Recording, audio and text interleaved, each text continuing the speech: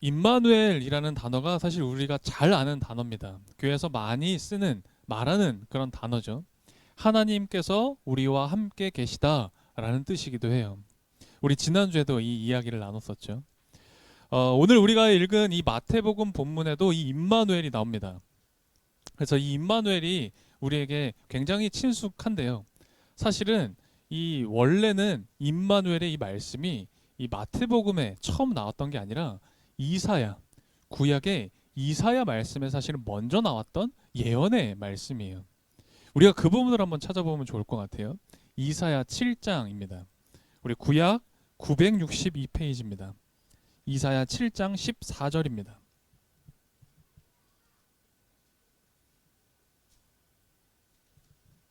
네, 이사야 7장 14절, 페이지는 962페이지고요. 14절, 우리 한 절인데요. 우리 같이 이 14절도 한 목소리로 읽어보겠습니다. 그러므로 주님께서 친히 다윗 왕실에 한 징조를 주실 것입니다. 보십시오, 처녀가 잉태하여 아들을 낳을 것이며 그가 그의 이름을 임마누엘이라고 할 것입니다. 아멘. 네, 이 이사야에서 먼저 이 임마누엘이 예언된 말씀이었어요. 그런데 이 이사야에 나온 임마누엘의 이 말씀은 우리가 생각하는 것처럼 기쁘거나 즐거운 소식이 아니었습니다. 당시 이스라엘 왕에게 임했던, 당시 이스라엘을 통치하고 있던 왕에게 임했던 하나님의 심판의 경고의 메시지였어요. 이 이사야에서의 임마누엘은 심판의 하나님입니다. 이 이사야에서 이 심판하시는 하나님이 마태복음에 인용이 되면서 그 의미가 바뀌었던 거예요. 이사야에서는 어때요? 이 임마누엘 하나님이요, 심판을 위해서 함께 하시는 하나님이셨어요. 그런데 이것이 마태복음에 와서는 구원을 위해서 우리와 함께 하시는 하나님으로 바뀌게 됩니다.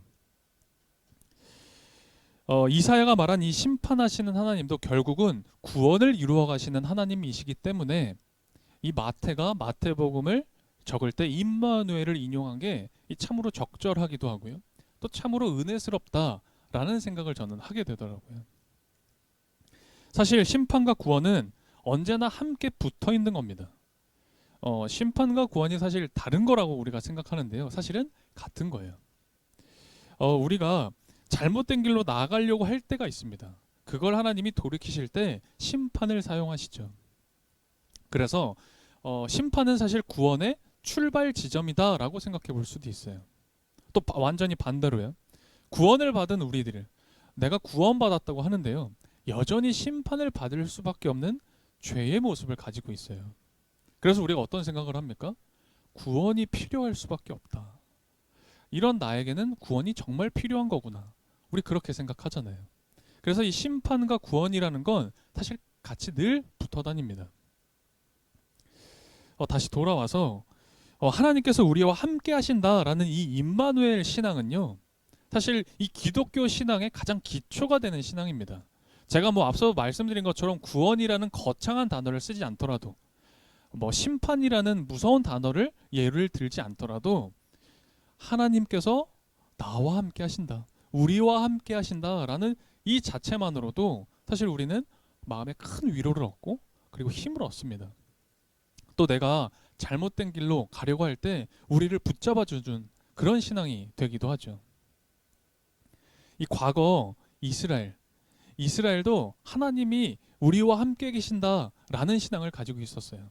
특별히 이 솔로몬이 지었던 성전에 하나님이 계신 성전이다라고 했던 그 건축 했던 그곳에 예배당, 지금으로 치자면 예배당과 같은 곳인데요.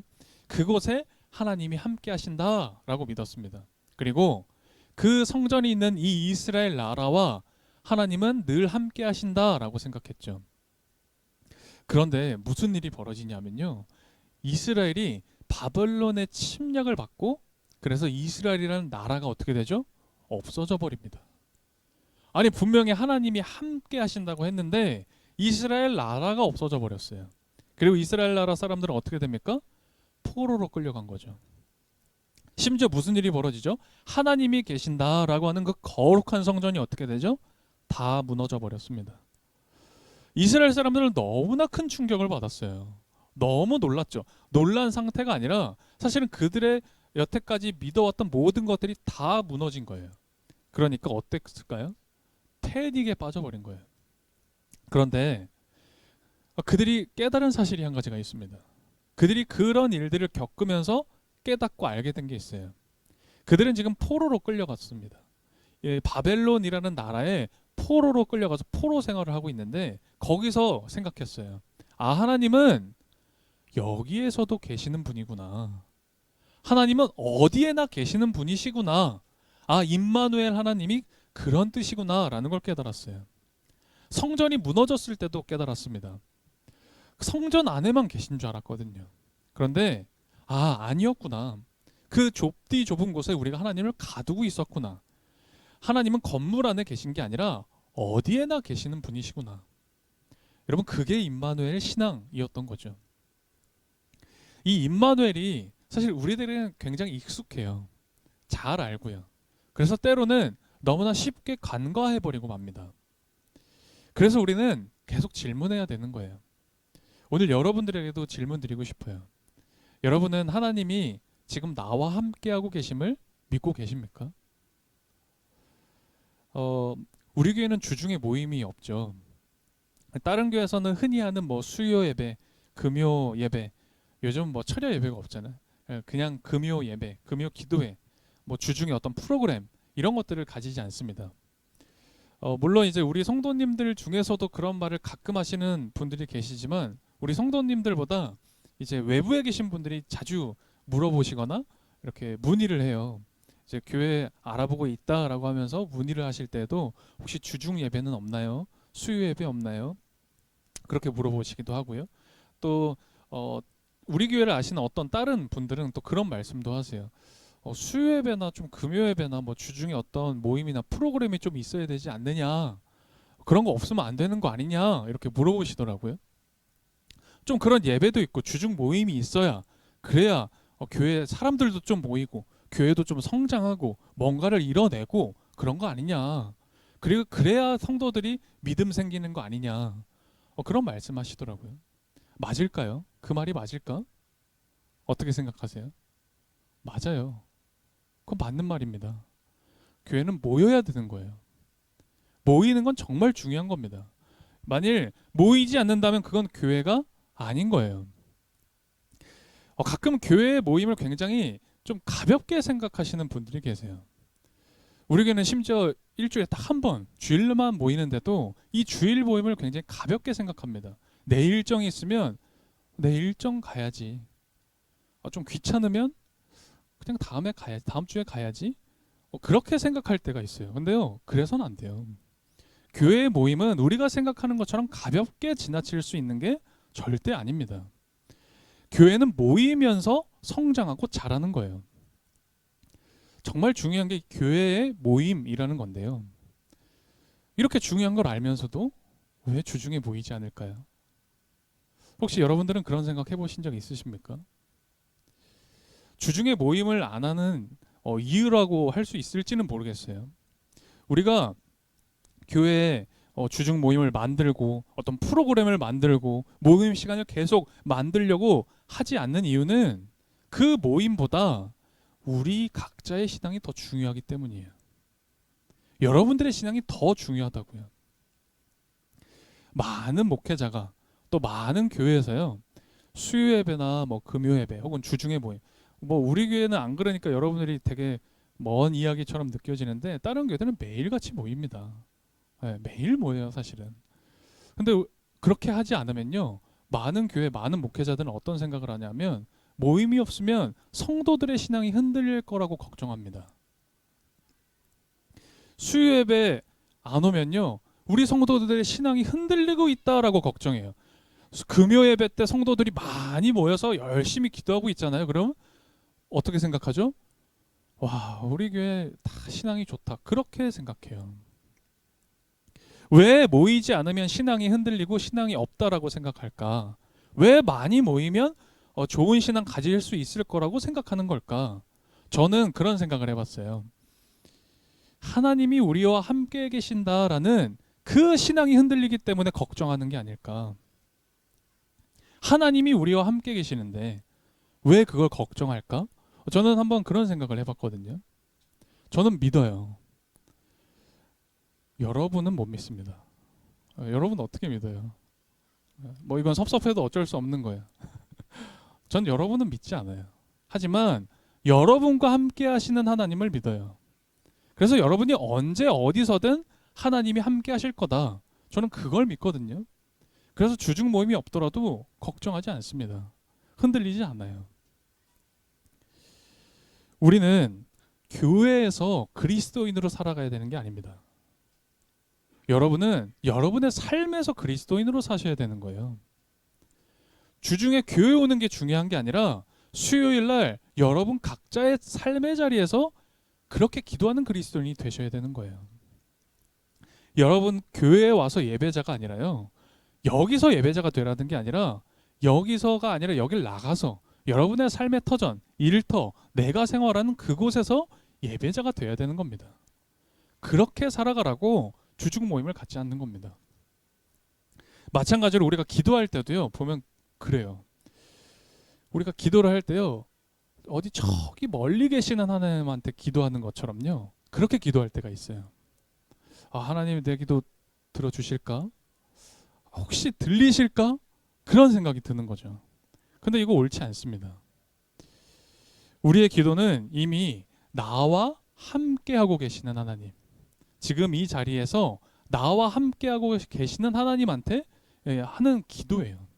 그래서 하나님은 이미 내 이야기를 귀 기울여 듣고 계세요. 하나님은 이미 나를 그렇게 이끌어가고 계신다고요.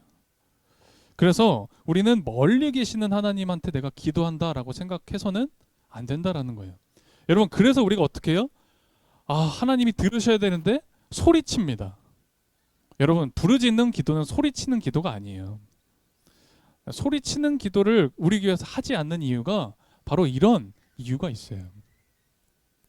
우리가 한번 돌이켜보면 참 우리에게 이중적인 어떤 신앙의 모습이 있구나라는 걸 생각합니다. 하나님께서 나와 함께 하신다라고 고백하는데요. 우리 모두가 사실 다 고백합니다. 그런데 어떻게 이야기하냐면, 어떻게 생각하냐면 지금 내 곁에, 지금 나에게 가까이 계신 하나님이 함께 하신다가 아니라 조금 멀리, 바로 내 옆은 아니고 조금 멀리 계신 하나님이 나와 함께 하신다라는 생각을 하더라고요. 그래서 나에게 좋은 일이 벌어지잖아요. 내가 만족하는 일이 되잖아요. 그러면 아, 하나님이 함께 해주셨구나라는 생각을 합니다. 그런데 내가 좀 안 좋은 일, 내가 생각했을 때 그렇게 되면 안 되는데 라고 하는 일이 벌어지면 우리가 어떤 생각을 하죠? 아, 하나님이 함께 하시지는 않았나 보다. 하나님이 도와주시지 않아서 그랬나 보다 라는 생각을 하죠. 하나님께서 언제 어디에서나 함께 하신다라는 게 임마누엘의 신앙, 우리의 신앙 고백의 가장 기초인데도 불구하고 실제 우리는 하나님이 존재하지 않는 어떤 장소, 하나님은 여기에는 없을 거야 라는 어떤 공간을 만들어내버리죠. 이런 마음이 우리 한켠에 이렇게 있기 때문에요. 힘든 일, 어려운 일이 생기면 어때요? 하나님이 멀리 계시는구나 라는 생각을 하죠. 아, 이렇게 최악의 상황인데, 이렇게 말도 안 되는 일이 벌어졌는데 이때는 하나님이 함께 하시지 않아서 그랬겠지 라는 생각을 하는 거죠. 그런데 지금 분명히 말씀드릴게요. 그렇지 않습니다. 여러분이 생각하는 그 최악의 상황 가운데서도 임마누엘의 하나님은 항상 함께하고 계세요. 이스라엘 사람들이 과거에 어땠어요? 바벨론의 나라가 망하고 포로로 바벨론이라는 나라에 끌려갔습니다. 그런데 그 바벨론 땅, 빌어먹을 바벨론 땅에 사는데도 여전히 그 가운데 하나님은 그들과 함께 계셨어요. 로마의 지배를 받는 이스라엘, 속국이 되었잖아요. 그 살인마 같은 로마의 지배를 받는데도 여전히 하나님은 이스라엘과 함께 하셨죠. 오늘 묵상집에서 우리가 보지 않았습니까? 마리아가 어떤 상황에 출산을 하게 됩니까? 매일매일 걸어서 베들레헴이라는 곳을 가다가 그곳에서 이제 출산의 신호가 와서 어떻게 돼요? 출산을 해야 되는데 묵을 빵을 찾지를 못해요. 산파도 찾지 못합니다. 그 어떤 누구도 도움의 손길을 받지 못해요. 묵을 빵이 없어서 어디로 갔죠? 마구간으로 갔잖아요. 마국간에서 그 마국간에서 동물들이 있는 곳에서 출산을 합니다. 누구를요? 예수님을요. 최악의 상황 아니에요? 그런데 여전히 그 가운데에서도 하나님은 함께 하셨다라는 거예요. 그게 오늘 이 마태복음의 고백인 겁니다. 임마누엘, 하나님이 우리와 함께 계신다. 여러분의 마음에 정말 이 임마누엘의 신앙이 자리 잡기를 바랍니다. 하나님이 계시지 않는 곳은 없어요. 하나님은 어디에나 계십니다. 그것이 비록 고통스러운 자리, 눈물 흘리는 자리일지라도 말이에요. 하나님께서는 그곳에서도 우리와 함께 하셔서 그 고통을 지워주시고 우리의 눈물 닦아주시려고 그 자리에 함께하고 계세요. 우리 그 신앙 되었으면 좋겠습니다. 우리가 하나님의 함께하심을 믿는다면, 그 임마누엘의 하나님을 믿는다면 우리는 그 사랑을 느낄 수 있는 겁니다. 그 사랑을 만질 수 있어요. 가질 수 있는 겁니다. 하나님께서 오늘 바로 이곳에도 함께하고 계세요. 여러분 믿으세요? 오늘 이 임마누엘의 신앙이 오늘 이 성탄절을 맞이하면서 우리가 기억하고 고백해야 할 신앙인 겁니다. 여러분들에게 어떤 일이 벌어질지, 어떤 상황, 어떤 사람 만날지 모릅니다. 하지만 그 어떤 일이 나에게 벌어지더라도 우리가 소망을 이야기할 수 있는 건 바로 그 하나님께서, 임마누엘의 하나님께서 우리와 그때에도 함께 하시기 때문이에요. 이 임마누엘의 하나님, 이 하나님과 함께 살아가셨으면 좋겠습니다. 그래서 언제 어디서든 여러분의 입술에서 정말 임마누엘의 하나님, 저와 함께 해주셔서 감사합니다 라고 고백할 수 있는 그런 신앙 되었으면 좋겠습니다. 함께 오늘 말씀 기억하며 기도 드리겠습니다.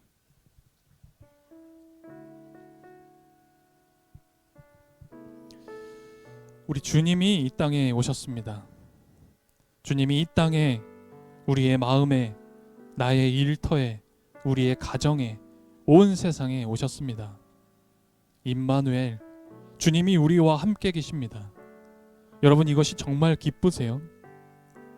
아마 너무나 기쁘신 분들이 계실 겁니다. 아니면 혹시 그 주님이 함께 하심을 느끼지 못하셨습니까? 좋지 않은 일 때문에, 어떠한 상황 때문에 이 성탄의 기쁨이 사그러졌습니까? 혹시 주님이 나와 함께 하심을 믿기가 어려우십니까? 그렇다면 내게 오신 예수님께 오늘 이 시간 진실되게 우리 마음을 고백하고 기도했으면 좋겠습니다. 어떠한 이야기도 좋습니다. 여러분 예수님은 그것 때문에 이 땅에 오신 겁니다. 그것 때문에 예수님이 나를 찾아오신 거예요. 예수님은 나의 그 무엇과도 함께 하시기 위해 오셨습니다. 이 시간 나에게 오신 예수님께 우리 함께 기도하며 나아갑시다. 주님, 당신은 사랑을 보여주시려고 모든 것을 다 하셨습니다. 주님은 당신의 나약함 속에서 자신을 우리에게 보여주시려고 작고 의존적인 어린아이가 되셨습니다.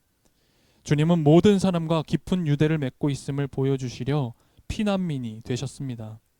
주님은 우리와 얼마나 비슷한 처지에 계신지 보여주시려고 부모님께 순종하며 자라셨습니다. 주님은 우리의 나날과 생활하는 곳에서 얼마나 우리와 함께 계시고 싶어 하는지 보여주시려 여러 해를 소박한 몫으로 일하셨습니다. 주님은 우리에게 진리를 보여주시려고, 그리고 어떻게 우리가 진리의 증거자가 될 수 있는지 보여주시려고 하나님의 말씀을 가르치셨습니다.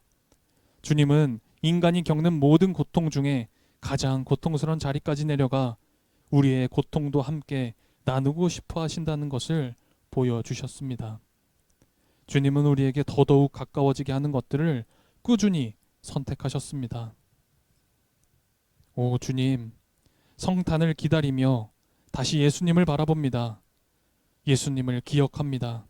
다시 예수님을 찾습니다. 임마누엘의 예수님, 우리와 함께 해주십시오.